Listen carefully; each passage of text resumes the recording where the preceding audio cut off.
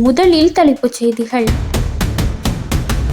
கெஹல்பத்தர பத்மி விவகாரத்தில் அனுர அதிரடி, தொலைபேசி தரவுகளால் சிக்கப்போகும் முக்கிய தலைகள்.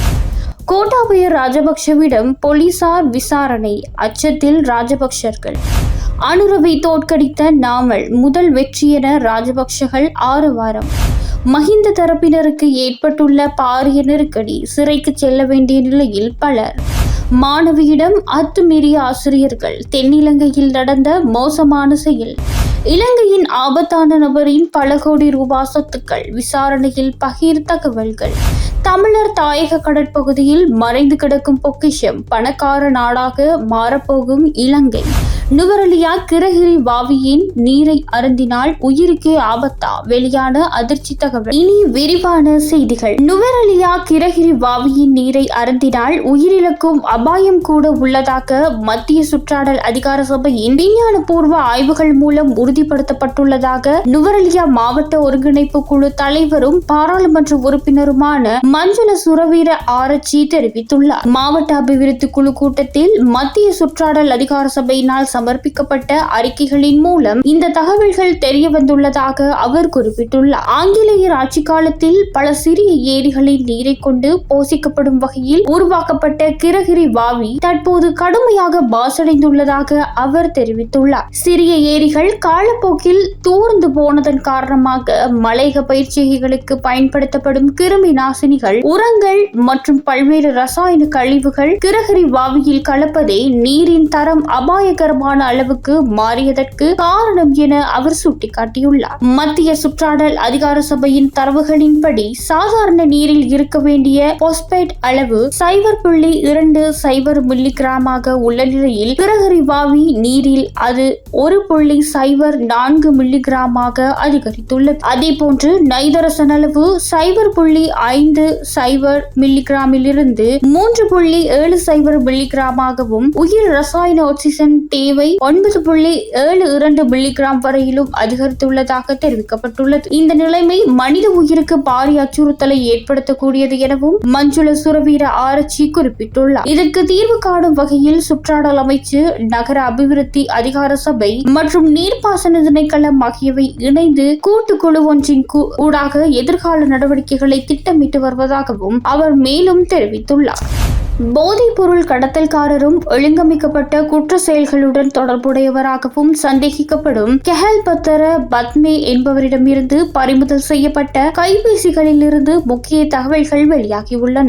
7 நடிகைகள் மற்றும் 9 அரசியல்வாதிகள் குறித்த தகவல்கள் அவற்றில் இருந்து பெறப்பட்டுள்ளதாக குற்றப்புலனாய்வு பிரிவு நீதிமன்றத்திற்கு தெரிவித்துள்ளது. சந்தேக நபரிடம் இருந்து பறிமுதல் செய்யப்பட்ட 8 கைபேசிகளிலிருந்தும் நீக்கப்பட்ட தரவுகள் தொழில்நுட்ப உதவியுடன் மீட்கப்பட்டுள்ளன. இதில் 8841 தொலைபேசி அழைப்பு விவரங்கள், 3,26,000க்கு மேற்பட்ட புகைப்படங்கள், 1,101 ஒலிக்குறிப்புகள் மற்றும் 5,039 காணொலிகள் என்பன அவற்றில் அடங்கியுள்ளன. சந்தேக நபரின் தொலைபேசிகளில் 9 அரசியல்வாதிகள் மற்றும் 7 நடிகைகள் தொடர்பான புகைப்படங்கள் மற்றும் தொலைபேசி உரையாடல் பதிவுகள் கண்டெடுக்கப்பட்டுள்ளதாக விசாரணையில் தெரியவந்துள்ளது. இருப்பினும் பெயரிடப்பட்ட நபர்கள் எவரும் குற்றச்செயல்களில் ஈடுபட்டதாக இதன் மூலம் அர்த்தப்படுத்த முடியாது என புலனாய்வாளர்கள் குறிப்பிட்டுள்ளனர். அத்துடன் 20 முக்கிய போதைப் பொருள் கடத்தல்காரர்கள் குறித்த தகவல்கள் போதைப் பொருள் தடுப்பு பிரிவுக்கு அனுப்பப்பட்டுள்ளன. அத்துடன் 13 சிறைச்சாலை அதிகாரிகளின் தொலைபேசி எண்களும் கண்டுபிடிக்கப்பட்டு அது குறித்து சிறைச்சாலைகள் ஆணையாளருக்கு அறிவிக்கப்பட்டுள்ளது.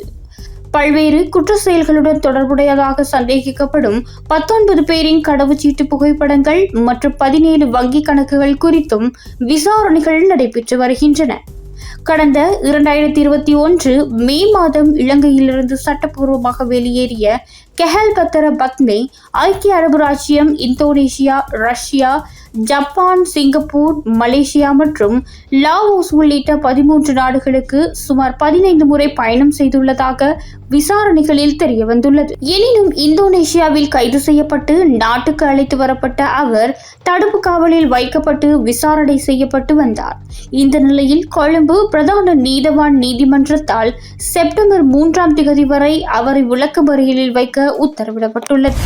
உயிர்த்த ஞாயிறு தாக்குதல் தொடர்பான வழக்கு தொடர்பில் பொய்யான தகவல்களை வெளியிட்டு நீதிமன்றத்தை அவமதித்த குற்றச்சாட்டில் பல அரசியல் பிரமுகர்கள் மற்றும் முக்கியஸ்தர்கள் மீது கோட்டை நீதவான் பசான் அமரசேன மேன்முறையீட்டு நீதிமன்றத்தில் முறைப்பாடு ஒன்றை தாக்கல் செய்துள்ளார். முன்னாள் அமைச்சர் விமல் வீரவன்ச, முன்னாள் அமைச்சர் உதய கம்மன்பில, பாராளுமன்ற உறுப்பினர் திலீப் ஜெயவீர, முன்னாள் ஜனாதிபதி கோட்டாபய ராஜபக்ஷவின் முன்னாள் செயலாளர் சுகீஸ்வர பண்டார, ஸ்ரீலங்கா மக்கள் கட்சியின் தலைவர் அசங்க நவரத்ன மற்றும் சிரேஷ்ட விரிவுரையாளர் மஹிந்த பத்திரன ஆகியோருக்கு எதிராக இவ்வாறு குற்றம் சுமத்தப்பட்டுள்ளது. நீதிமன்றத்தில் நிலுவையில் உள்ள வழக்கு தொடர்பில் குறித்த நபர்கள் நீதிமன்றத்தை அவமதிக்கும் வகையிலான கருத்துக்களை வெளியிட்டுள்ளமை ஆரம்ப கட்ட அவதானிப்பில் தெரியவந்துள்ளதாக கோட்டை நீதவான் மேன்முறையீட்டு நீதிமன்றத்திற்கு எழுத்து மூலம் அறிவித்துள்ளார்.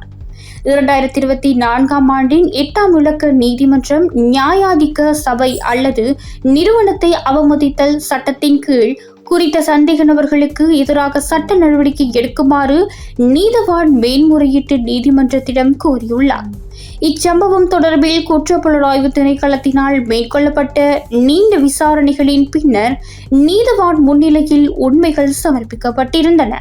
நீதிமன்ற உத்தரவின் பிரகாரம் குறித்த கருத்துகள் அடங்கிய திருத்தப்படாத இருவட்டுகளும் விசாரணைகளின் பின்னர் நீதிமன்றத்தில் ஒப்படைக்கப்பட்டிருந்தன. பொலண்டருவை கல்வி வலயத்திற்கு உட்பட்ட கஷ்ட பாடசாலை ஒன்றில் கல்வி பயிலும் 15 வயதுடைய மாணவி ஒருவர் அதே பாடசாலையின் விளையாட்டு ஆசிரியர் மற்றும் மற்றொரு ஆசிரியரால் துஷ்பிரயோகத்திற்கு உட்படுத்தப்பட்டுள்ளார். இது குறித்த முறைப்பாடு கிடைத்துள்ளதாக பொலண்டருவை தலைமையக போலீசார் தெரிவித்துள்ளனர். குறித்த 2 ஆசிரியர்களும் மாணவியின் கையடக்க தொலைபேசிக்கு குறும் செய்திகள் மூலம் ஆபாசமான புகைப்படங்களை அனுப்பியதுடன் பின்னர் மாணவி துஷ்பிரயோகத்திற்கு உட்படுத்தப்பட்டுள்ளதாகவும் போலீஸ் விசாரணைகளில் தெரிய வந்துள்ளதாக தெரிவிக்கப்பட்டுள்ளது. இந்த சம்பவத்துடன் தொடர்புடையதாக கூறப்படும் 2 ஆசிரியர்களும் இதுவரை கைது செய்யப்படவில்லை என போலீசார் தெரிவித்துள்ளனர். பாடசாலை விடுமுறை காரணமாக சந்தேக நபர்கள் இருவரும் தற்போது வேறு பிரதேசங்களுக்கு சென்றுள்ளதாக போலீசார் தெரிவித்துள்ளனர். சம்பவம் தொடர்பான மேலதிக விசாரணைகளை பொலன்னறுவை தலைமையக போலீசார் முன்னெடுத்து வருகின்றனர். தற்போது தடுப்பு காவலில் வைக்கப்பட்டுள்ள போதைப் பொருள் கடத்தல்காரரான ஷிரான் பாசிக்கிற்கு வெளிநாடுகளில் பல சொத்துக்கள் உள்ளமை கண்டுபிடிக்கப்பட்டுள்ளது. அதற்கமைய சுவிட்சர்லாந்து, இத்தாலி மற்றும் பிரான்ஸ் ஆகிய நாடுகளில் ஹோட்டல்கள், வாகனங்கள் உள்ளிட்ட சொத்துக்கள் உள்ளதாக தகவல்கள் வெளியாகியுள்ளன. போலீஸ் மத்திய குற்றப்புலனாய்வு பிரிவின் அதிகாரிகள் மேற்கொண்ட விசாரணைகளின் போதே இந்த தகவல்கள் கண்டறியப்பட்டுள்ளன.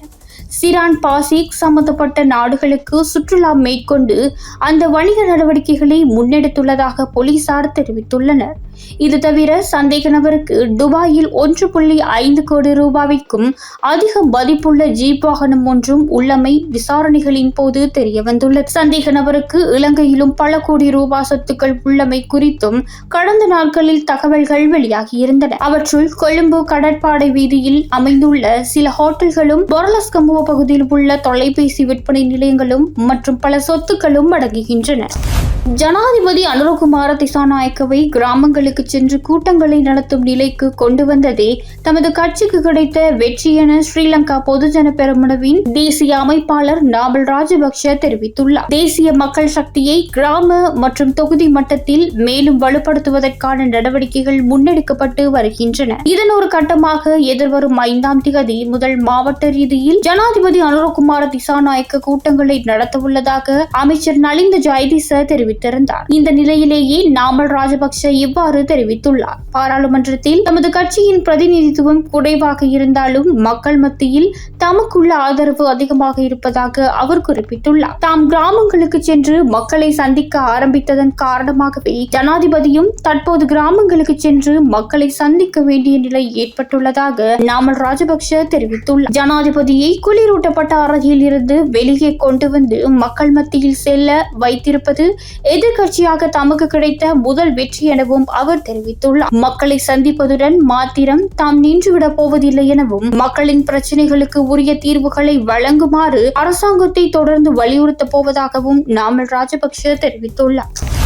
முன்னாள் ஜனாதிபதி செயலாளர் சுஜீஸ்வர பண்டார கைது செய்யப்பட்டமை தொடர்பாக முன்னாள் ஜனாதிபதி கோட்டாபய ராஜபக்ஷவிடம் போலீசார் வாக்குமூலம் பதிவு செய்துள்ளனர். ரணிலின் ஆட்சி காலத்தில் ஜனாதிபதி செயலகத்தில் திட்ட பணிப்பாளராக பணியாற்றிய சுஜீஸ்வர பண்டார ஜனாதிபதியின் செலவினங்களின் கீழ் 2 சம்பளங்களை பெற்றுக்கொண்ட குற்றச்சாட்டில் கடந்த ஜூன் 18 கைது செய்யப்பட்டார். சுஜீஸ்வர பண்டார மேற்கண்ட பதவிகளை வகித்த காலத்தில் அரசு வாகனங்கள் துஷ்பிரயோகம் செய்யப்பட்டன மற்றும் ஊழியர்கள் அரசியல் நடவடிக்கைகளுக்காக ஈடுபடுத்தப்பட்டனர் என்ற குற்றச்சாட்டுகள் குறித்து மத்திய குற்றப்புலனாய்வு பிரிவு விசாரணைகளை நடத்தி வருகின்றது. சுஜீஸ்வர பண்டார ஜனாதிபதியின் செயலாளராக பணியாற்றிய காலத்தில் 1.93 பில்லியன் ரூபாவும் திட்ட பணிப்பாளராக பணியாற்றிய காலத்தில் 4.26 பில்லியன் ரூபாவாகவும் முறைகேடாக பயன்படுத்தப்பட்டுள்ளதாக குற்றப்புலனாய்வு அதிகாரிகளால் ஏற்கனவே நீதிமன்றத்திற்கு தெரிவித்துள்ளமை குறிப்பிடத்தக்கது.